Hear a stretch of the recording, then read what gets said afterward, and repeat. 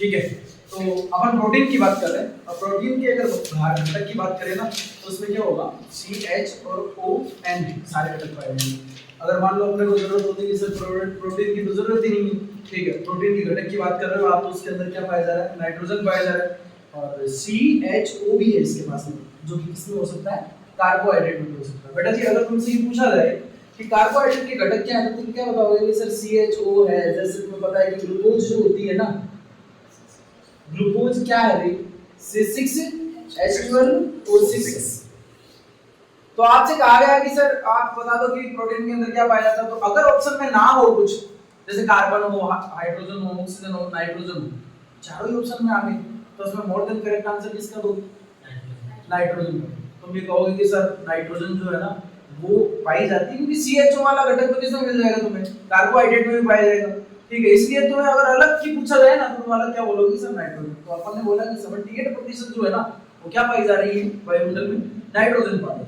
But फिर भी अपन क्या इस्तेमाल किसको करते हैं, ऑक्सीजन को इस्तेमाल करते हैं। किसी ने पूछ लिया भाई साहब क्यों, भाई जब 78% नाइट्रोजन पाई जा रही है तो ऑक्सीजन का, तो तुम्हें पता होना चाहिए कि सबसे जो नजदीकी, धरातल के नजदीकी जो गैस होती है ना उसका नाम क्या होता है, ऑक्सीजन। इसलिए अपन जो सांस लेते हैं उसके अंदर क्या आती है अपने, ऑक्सीजन। आगे बात समझ, चल अच्छा 78% अगर नाइट्रोजन है वो है कहां, किसी ने बोला कहां, दिखती तो नहीं है, नजर नहीं आ रही, ठीक है। दिखाने के लिए सबसे इंपॉर्टेंट बात, तुम्हारे अंदर तुम सबसे ज्यादा चीज, ज्यादा क्वांटिटी किसकी मांगोगे, क्या बोलोगे, पानी, वाटर, पानी की बात नहीं है, और अरे छोड़ो, क्या को मारो गोली, क्या तुम्हारे अंदर नाइट्रोजन पाया जाता है, हैं कटे, अबे शरीर में पाया जाएगा, देखो अबे पाचन तंत्र इधर देखो बेटा जी, अगर अपन ये बोले ना कि अपने शरीर में नाइट्रोजन पाया जाता है तो वो किसकी फॉर्म में पाया जाएगा, वो राइबोन्यूक्लिक एसिड की फॉर्म में पाया जाएगा, जिसके लिए दो फॉर्म है। तुम्हें पता है कि एक सेल जो होती है ना, सेल वो क्या है, एक सेल सर सजीव की संरचनात्मक और संरचनात्मक और क्या है, क्रियात्मक इकाई। तो बेटा जी संरचनात्मक और क्रियात्मक इकाई है, इसका मतलब क्या है कि अपने शरीर की संरचना भी कौन बनाएगी, कोशिका बनाएगी, और अपना जितना भी काम है, काम क्या, समझी ना। तो ये शरीर के अंदर तो होने वाली जितनी भी एक्टिविटी है, जैसे कि पाचन है, जैसे कि उत्सर्जन है, ठीक है, इन सब में भी कौन रोल अदा करेगा, कोशिका ही रोल अदा करेगी। बेटा तुम्हें पता है, तुम्हें सिखाया गया है, काय का सिखाया गया है, स्कूल के अंदर बताया होगा, क्या बताया, उत्तक की परिभाषा कि कोशिकाओं के समूह को क्या करते हो, बेटा ये ऐसा नहीं है, कोशिकाओं के समूह को कहां उत्तक बोलते हैं। अगर ऐसा होता तो तुम सोचो, एक श्वसन वाली कोशिका है, एक रेस्पिरेटरी वो उत्सर्जन वाली कोशिका है, एक सर्कुलेटरी सिस्टम वाली है, एक तुमने नर्व सिस्टम बोल दी, अब समूह तो ये भी है, तो क्या इसे टिश्यू कहोगे, टिश्यू का तो मतलब क्या है कि सर एक जैसा होना चाहिए। अब श्वसन वाली कोशिका है तो सारे के सारे एक जैसी दो कोशिका होना चाहिए, और काम भी सबका क्या रहना चाहिए, एक जैसा ही होना चाहिए। अरे तुम सोचो एक बार, काम अगर एक जैसा नहीं होगा तो काय का उत्तर फिर, समझ रहे हो। जैसे तुम आगे जब पढ़ोगे तो तुम्हें 7वें चैप्टर में मैं पढ़ाऊंगा कि जैसे टिश्यू जो है वो एनिमल के अंदर चार मोस्टली कॉमन ऑफ चार पाए जाते हैं, ठीक है, उन्हीं के बेसिस पे उनको अलग अलग भागों में डिवाइड किया गया है। एपिथेलियल है, कनेक्टिव है, तो ऐसे बहुत सारे 3 2 और हैं।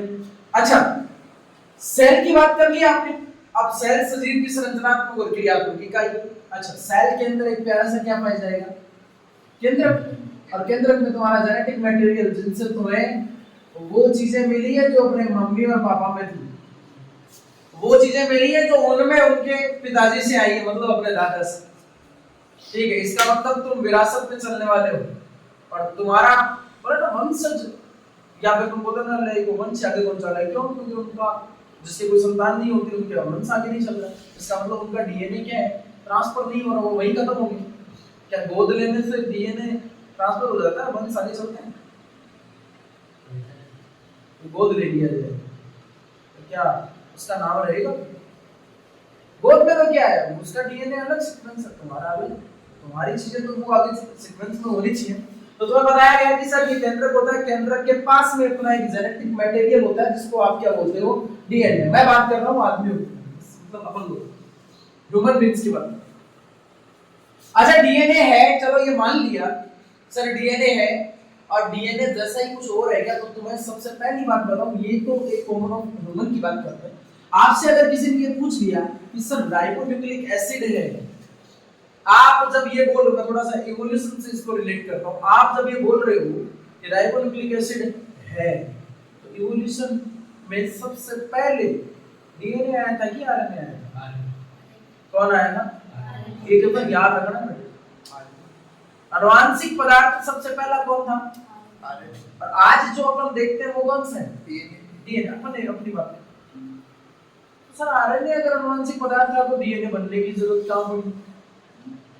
और जब डीएनए है ही नहीं, जब सारे काम आरएनए से ही हो जा रहे थे, तो क्यों बनाया डीएनए? कि इसमें दो चीजें देखो, आरएनए जो है वो सिंगल स्टैंडर्ड है और डीएनए डबल स्टैंडर्ड है। तो बेटा ये जब सिंगल से अपना काम चल ही रहा था, तो काहे को दोबारा दूसरा बना? क्यों बनाया आपने? तो बेटा जी देखो, आरएनए सबसे पहला आनुवांशिक पदार्थ था इसलिए क्योंकि बेचारे ने एक ही बार आनुवांशिकता दर्शाई।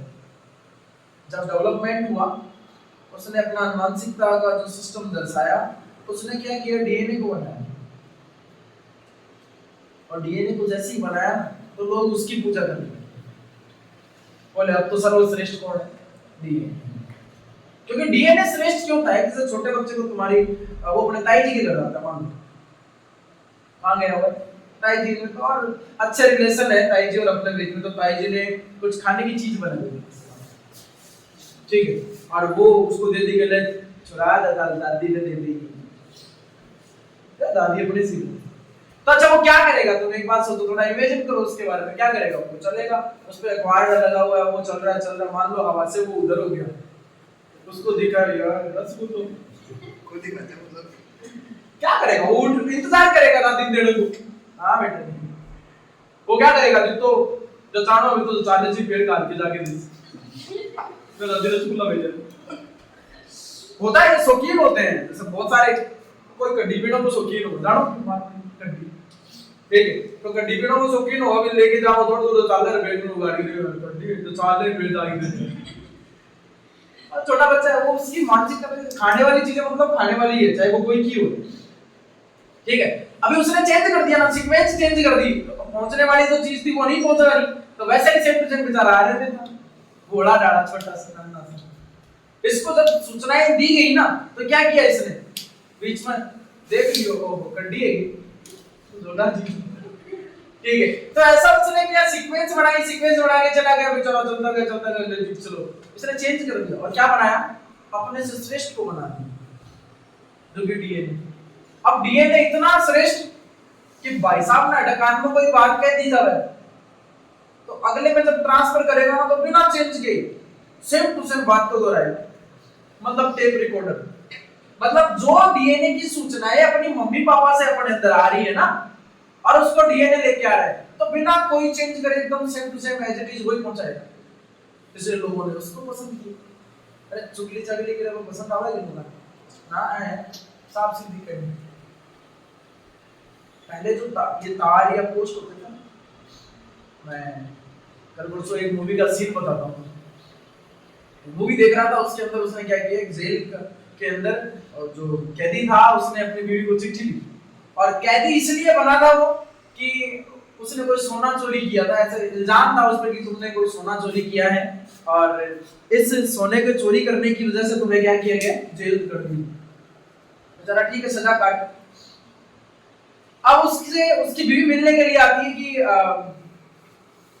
आप तो यहाँ बैठे हो, घर में कोई कमाने वाला है नहीं, हम तो भूखे से मरे जा रहे हैं, खेती करते थे आप, अभी खेती कर नहीं रहे। उसने बोला ठीक है। उसने पता क्या दिमाग में, उसने क्या किया, एक कागज लिया और उस पर गुजराती में कुछ लिखा, क्योंकि वो गुजराती, उसने गुजराती में कुछ लिखा, लिख के, और जो जेलर था ना उसको दे दिया कि ये मेरी बीवी को दे देना, काफी दिन हो गए यहाँ, मैं अपनी बीवी को एक चिट्ठी देना चाहता हूँ। ठीक है।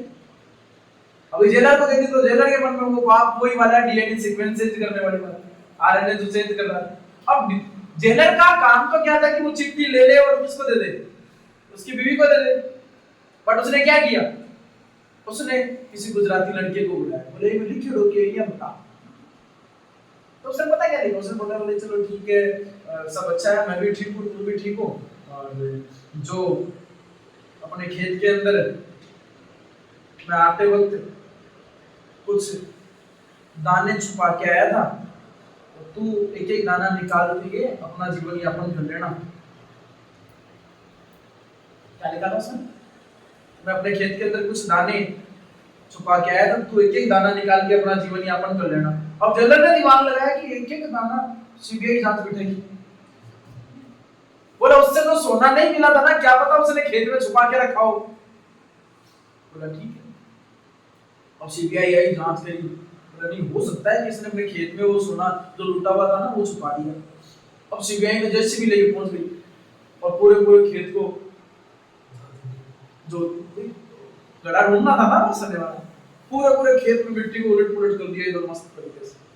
सीबीआई को कुछ नहीं मिला तो आई नहीं तारी वापस। उस कैदी को बुलाया, बोला रे क्या है ये, बोले तो ये लिखा था। बोले मुझे पता था कि ये आरएनए है और ये क्या करेगा, सीक्वेंस में चेंज जरूर करेगा, इसलिए इसने क्या किया। बोला मैंने तो, वो मेरी बीवी आई थी बोला थोड़े दिनों पहले, और उसने बोला कि खाने के लिए दाने ही नहीं है अपने पास, ठीक है वो छोटा बच्चा उसको भी कैसे पाले, तो अब आपने खेत जोत दिया है, अब उसको बीज ही बोने पड़ेंगे, सारा काम हो जाएगा। तो आरएनए वो था जिसकी सीक्वेंस से गड़बड़ होना स्टार्ट हो गई, लोगों ने कुछ और ही समझ लिया, जाना कुछ और था चला गया कुछ और, ठीक है। तो इसलिए उसने श्रेष्ठ की खोज की, और जो कौन था, तो डीएनए जो था वो डबल हेलिक्स। अब डीएनए जो है ना वो बना हुआ किससे होता है, ये आरएनए किससे बना हुआ होता है उसकी बात कर रहा है। अच्छा तो बेटा जी आरएनए जो है सबसे पहले उसका नाम लिखते हैं, हमने लिखा आरएनए। अच्छा जी आरएनए का पूरा नाम क्या है, राइबोन्यूक्लिक एसिड। बहुत ही अच्छी बात है। जो दूसरा बनाया गया था वो कौन सा था, डीएनए। तो क्या बोलोगे रे, डीऑक्सी राइबो न्यूक्लिक एसिड बोल दो, कोई दिक्कत नहीं। पहला क्या है राइबोन्यूक्लिक एसिड और दूसरा क्या है डीऑक्सी राइबोन्यूक्लिक एसिड। सर जब दोनों ही राइबोन्यूक्लिक एसिड हैं तो एक बात बताओ, फिर दोनों के नाम अलग है तो क्यों है, क्या सीक्वेंस में चेंज है। तो पोजीशन पे क्या काम हो रहा है और क्या जुड़ रहा है उसकी बात कर रहे हैं। अच्छा सुनो बेटा, तुम पहले लिखो बेटा के जल्दी लिखो, हो छोड़ देखो। तो अब अपन बात करेंगे कि ये जो डीएनए है ना ये बना हुआ कैसे होता है और इसके पास में क्या क्या चीजें होती हैं। देखो अपने शरीर के अंदर जितनी भी चीजें हैं उन सबको बनाने के लिए हमें पता क्या चाहिए, रासायनिक घटक की बात करता हूं, ठीक है। अगर रासायनिक घटक की अगर बात करें तो रसायन होने चाहिए। अच्छा रसायन में क्या क्या चीजें सुनो, अगर डीएनए की बात करें वो, तो डीएनए क्या है, डीऑक्सीराइबोन्यूक्लिक एसिड है, ठीक है। इसके पास में तीन घटक होते हैं, क्या क्या होते हैं। पहली बात करें तो क्या, नाइट्रोजनी बेस। क्या होता है, नाइट्रोजनी बेस यानी कि नाइट्रोजनी क्षार। अच्छा दूसरी अगर बात करें तो वो क्या होगा, पेंटोज शुगर। क्या होगा, पेंटोज शुगर। और तीसरी अगर बात कर ले तो वो क्या होगा, फॉस्फेट ग्रुप। तीन चीजों से मिलकर बना हुआ होगा। पहली क्या है, नाइट्रोजनी बेस, दूसरी क्या है, पेंटोज शुगर। अच्छा शुगर है चीनी, कितने कार्बन है, चाय को चीनी में तो 6 होता है ना, C6 होता है, 5 कार्बन कैसे, एक ऑक्सीजन की नहीं ऐसा भी है लेकिन कमी की बात नहीं करेंगे।